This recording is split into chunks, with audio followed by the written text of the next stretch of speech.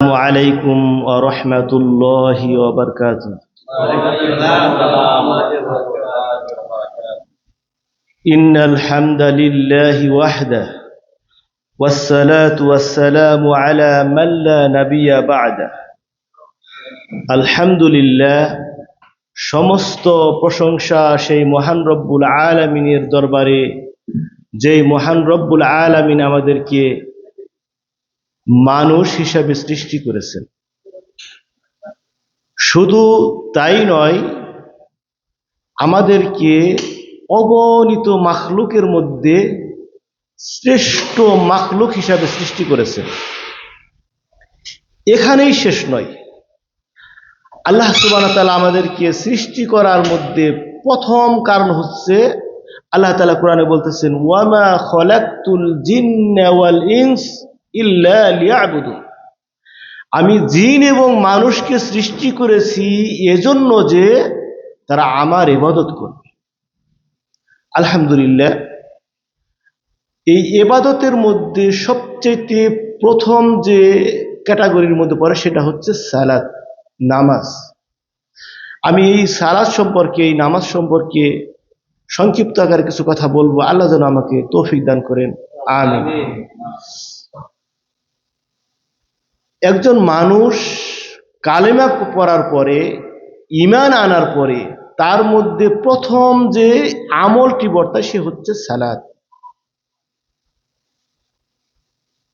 সালাত যদি আদায় না করে তাহলে ওই ব্যক্তির ঈমানের কোনো দাম নেই। আজকে যেমন এই যে আমি এই মাইকটাতে কথা বলছি না, এই মাইকটা বানানোর এই কোম্পানি মাইকটা কেন বানাইছে? বানাইছে এই জন্য যে আমার কথাটা যাতে বিস্তার লাভ করে। এখন এই মাইকটা যদি কোনো কথার বিস্তার লাভ না করে, এই মাইক এটা কোথায় যাবে? ডাস্টবিনে অথবা কোনো ভাঙারি দোকানে। এর মর্যাদা থাকবে? আল্লাহ তাআলা আমাদেরকে বানাইছেন, সৃষ্টি করছেন কেন? সালাত আদায় করার জন্য, ইবাদত করার জন্য, তার বন্দিগি করার জন্য। কিন্তু এই মানুষ, আমরা যদি আল্লাহর ইবাদত না করি তাহলে আমাদের জায়গা কোথায়? জাহান্নাম। তো আল্লাহ তাআলা এই সালাত সম্পর্কে কোরআনে অসংখ্য আয়াত রয়েছে। আমি কয়েকটি আয়াত কারিমা কোট করেছি। আল্লাহ যেন আমাকে বলার তৌফিক দান করেন, আমিন। আল্লাহ তাআলা কোরআনের মধ্যে বলতেছেন, ইন্নাস সালাতা কানাত আলাল মুমিনিনা কিতাবাম মাওকুতা। নিশ্চয় সালাত মুমিনদের উপর নির্দিষ্ট সময়ের জন্য ফরজ করা হয়েছে, নির্দিষ্ট সময় আকারে। আমার ভাইরা, এরকম নয় আজকে আসরের আজান দেওয়া হয়েছিল, মাগরিবের আজান দেওয়া হয়েছিল। যদি কোনো ব্যক্তি মুসলিম হওয়ার পরেও যদি সে মনে করে যে না, এখন আমি একটু ব্যস্ত আছি, এখন আমি কাজে আছি, অথবা আমার ফোনে কল করা দরকার, বাড়িতে আলোচনা করা দরকার, হয় না এরকম? সবাই ব্যস্ততা থাকে না? যদি কোনো ব্যক্তি এরকমটি মনে করে যে না, এখন না আমি একেবারে এশারে সালাতে পর সম্পূর্ণ একবারে পড়ব, ওই ব্যক্তির মতো ক্ষতিগ্রস্ত দুনিয়ার জমিনে, পৃথিবীর উপর, আসমানের নিচে আর একটাও নেই। রাসূলুল্লাহ সাল্লাল্লাহু আলাইহি ওয়াসাল্লাম বলেছেন, যদি কোনো ব্যক্তি তার সালাত ছুটে যায়, সে এরকম তার ভিতরে থাকা দরকার যে যেন তার সম্পত্তি, তার বাড়িঘর, তার সন্তান সম্পত্তি সমস্ত কিছু হারিয়ে গেল। এর চাইতে সে ক্ষতিগ্রস্ত হবে যার সালাত ছুটে যায়। তো এই যে আমাদের একটা রমজানের মাস চলে গেল, ইবাদতের মাস চলে গেল, আসলে শুধু ইবাদতের, আমরা বলি না যে ইবাদতের মাস, কেন এটা কি ইবাদতের মাস না? আসলে কি ওইটা বেশি বেশি ইবাদত করতে হবে। এই মাসগুলোতেও তুলনামূলকভাবে একটু কম করলেও চলবে, কারণ এগুলো অফার কম। আমরা তো অফার পেলে তো বেশি বেশি ক্রয় করি না? তো এই মাসে ইবাদত করতে হবে। দেখেন, কালকেও মসজিদে জায়গা হয়নি, আর আজকে আলহামদুলিল্লাহ ঈদের দিন, কিন্তু তুলনামূলকভাবে কালকে যা দেখবেন যে অর্ধেকও নেই। কেন? তবে ইবাদতের মাস কি শেষ? আর ইবাদত করতে হবে না? ইবাদত করতে হবে। আল্লাহ সুবহানাহু ওয়া তাআলা আমাদেরকে সৃষ্টি করার উদ্দেশ্য কি ছিল? তার ইবাদত বন্দেগী, কিন্তু আমরা সেটা করি না।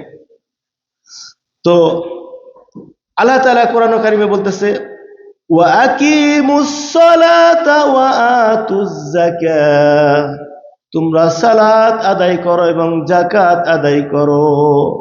কি করো? সালাত কায়েম করো এবং যাকাত আদায় করো।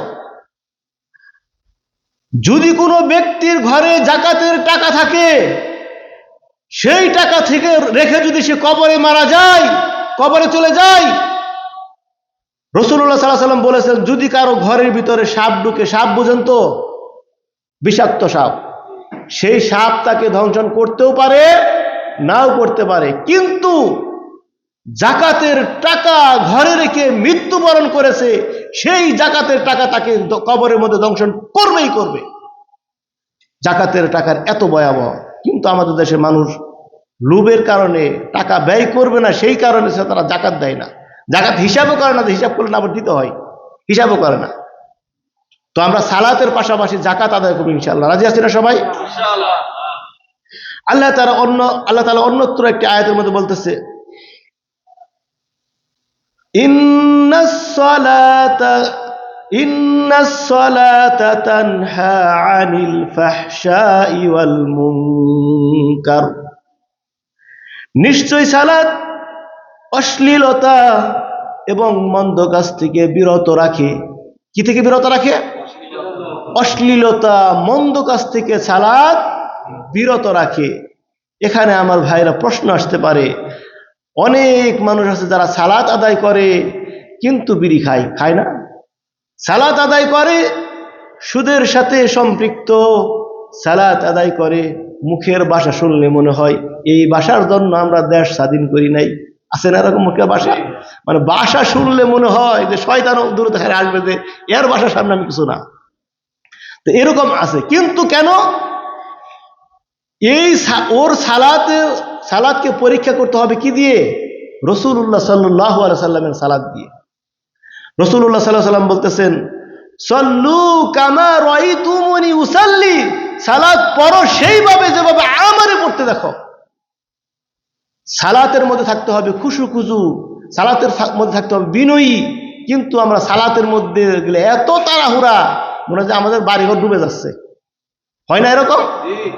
সালাতের মধ্যে আমার ভাইরা খুশু অর্জন করতে হবে। খুশু তাদিল আর কান, সালাতের প্রত্যেকটা রুকনকে ভালোভাবে আদায় করতে হবে। তাহলে এই সালাত আমাদেরকে অবশ্যই অশ্লীলতা, মন্দ কাজ থেকে দূরে রাখবে। আরেকটি হাদিস আসছে, আউয়ালু মা ইউহাসাবু বিহিল আবদু ইয়াউমাল কিয়ামাতিস সালাহ, কিয়ামতের দিন বান্দার সর্বপ্রথম যে হিসাব নেওয়া হবে তা হচ্ছে সালাত। আমার ভাইরা, কোন ব্যক্তির সালাত যদি সঠিক হয়ে যায়, সালাত যদি ভালোভাবে সে আদায় করে, টাইম টু টাইম আদায় করে, সালাতের মধ্যে ফাঁকি দেয় না, আমার ভাইরা, ওই ব্যক্তির যদি অন্য কোনো আমল যদি ত্রুটি বিত্রুটি থাকে, যেমন আছে না, সালাত আদায় করেছে কিন্তু সে তার সুন্নাহগুলা অনেক সময় ছুটে গেছে, বা অনেক সময় অনেক ত্রুটি থাকে মানুষের। তো এই রকম ত্রুটি বিত্রুটি যদি থেকে থাকে, তাহলে সালাত সঠিক হওয়ার কারণে সেই ত্রুটি বিত্রুটিগুলো আল্লাহ তাআলা মাফ করে দিয়ে তাকে কবুল করে দিবেন। সুবহানাল্লাহ। সালাতের সবচেয়ে প্রথম যে হিসাব চাওয়া হবে কিসের? সালাতে। সালাত ত্যাগ করার ভয়াবহতা আমাদের দেশে মনে হয় মানুষ জানেই না। সালাত ত্যাগ করার ভয়াবহতা অনেক। মানুষ যে জাহান্নামে যাবে তার মধ্যে বড় কারণের মধ্যে একটি হচ্ছে সালাত। মানুষ যে জাহান্নামে যাবে তার মধ্যে সবচেয়ে বড় কারণ হচ্ছে সালাত। আল্লাহ তাআলা কোরআনের মধ্যে বলতেছেন, মা সালাকাকুম ফি সাকার, জাহান্নামীদেরকে জিজ্ঞেস করা হবে, তোমাদেরকে জাহান্নামের আগুনে প্রবেশ করালো কে? কিসে তোমাকে জাহান্নামের আগুনে প্রবেশ করা হইল? তারা বলবে, ক্বালু লাম নাকু মিনাল মুসাল্লিন, আমরা নামাজ আদায়কারীদের অন্তর্ভুক্ত ছিলাম না, নামাজ আদায় করতাম না, এই কারণে আজকে আমাদেরকে জাহান্নামী হতে হয়েছে। আমার ভাইয়েরা, মানুষ যে জাহান্নামে যায় তার মধ্যে বড় কারণ হচ্ছে সালাত। এই একটি আয়াতই প্রমাণ করে যে মানুষ যে জাহান্নামে যাবে তার মধ্যে বড় কারণটা হচ্ছে সালাত। সালাত আদায় করা। কিন্তু দুঃখজনক হলেও সত্য যে আমাদের দেশের মানুষ যদি যদি বাঙালি ভাষাভাষী, যদি এশিয়া মহাদেশের ভাষাভাষী যদি মানুষ যদি বুঝতো যে সালাতের মর্যাদা কতটুকু, তাহলে সালাত ছাড়তো না। তাহলে এরকম ইউসিসির মতো আরো 2টা মসজিদ দেওয়া লাগতো, যে মসজিদ আছে আরো 2টা মসজিদ দেওয়া লাগতো, সালাতের গুরুত্ব যদি মানুষ বুঝতো।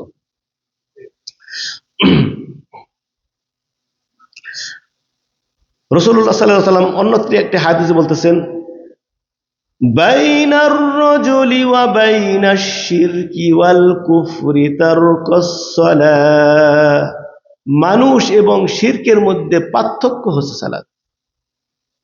মানুষ এবং শিরক কুফরের মধ্যে পার্থক্য কি? সালাত। যে ব্যক্তি সালাত আদায় করলো সে সত্যিকারের মানুষ, আর যে ব্যক্তি সালাত আদায় করলো না সে কাফের হয়ে গেল, কাফের, কুফরি করলো।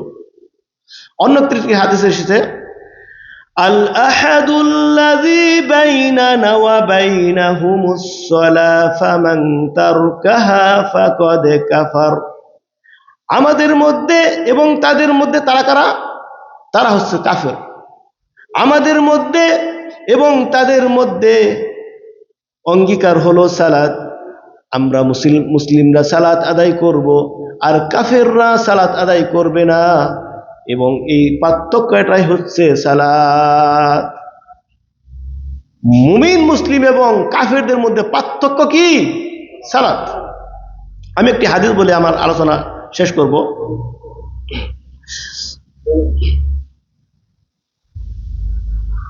রাসূলুল্লাহ সাল্লাল্লাহু আলাইহি ওয়াসাল্লাম বলতেছে, আরাআইতুম লাউ আন্নান নাহরা বিবাবি আহাদিকুম, যদি তোমাদের ঘরের সামনে যদি একটি নাহার থাকে, নাহার বুঝেন তো নদী, যদি কারো ঘরের সামনে যদি একটি নদী থাকে, ইয়াগসিলু ফিহি কুল্লি ইয়াউমিন, প্রতিদিন সেখানে গোসল করে কতবার? খামসা মাররাতিন, প্রতিদিন 5 বার গোসল করে। হাল ইয়াবকা মিন দারনিহি শাইউন, তার শরীরে কি কোনো ময়লা থাকবে? রাসূলুল্লাহ সাল্লাল্লাহু আলাইহি ওয়াসাল্লাম বলতেছে, যদি কারো ঘরের সামনে যদি একটি নাহার থাকে, নদী থাকে, আর সেই নদীতে যদি একটি মানুষ দৈনিক 5 বার গোসল করে, তার শরীরে কি ময়লা থাকবে? সাহাবীরা বললেন, ইয়া রাসূলুল্লাহ, তার শরীরে তো কোনো ময়লা থাকার কথা না। তখন রাসূলুল্লাহ সাল্লাল্লাহু আলাইহি ওয়াসাল্লাম বললেন যে, ফাযালিকা মিসলুস সালাতিল খামসি, 5 ওয়াক্ত সালাতের এটাই হলো মিসাল। খামসি ইয়ামহুল্লাহু বিহিন্নাল খাতায়া, 5 ওয়াক্ত সালাতের মিসাল হলো আল্লাহ এর মাধ্যমে তার গুনাহগুলোকে মাফ করে দেন। সুবহানাল্লাহ। সময় যেহেতু সংক্ষিপ্ত, আমি আর আলোচনা দীর্ঘায়িত করব না। তো আল্লাহ, আমি যে আলোচনাগুলো করলাম, আমার আলোচনার মধ্যে যদি কোনো ভুল ভ্রান্তি হয়ে থাকে, আল্লাহ যেন আমার এই ভুল ভ্রান্তিটুকু ক্ষমা করে সহিটুকু কবুল করে নেন। আমি যে কথা বলেছি, আমার কথার মধ্যে আমি যে কথা বলেছি যেটা আমার পক্ষ থেকে, এবং ভুল কথা বলেছি সেটা আমার পক্ষ থেকে এবং শয়তানের পক্ষ থেকে, আর যারা সঠিক বলেছি সেটা আল্লাহর পক্ষ থেকে। আল্লাহ যেন আমাকে আর সুন্দর করে সঠিকভাবে বলার তৌফিক দান করেন। আমিন। ওয়া আখিরু দাওয়ানা আলহামদুলিল্লাহি রাব্বিল আলামিন। আসসালামু আলাইকুম।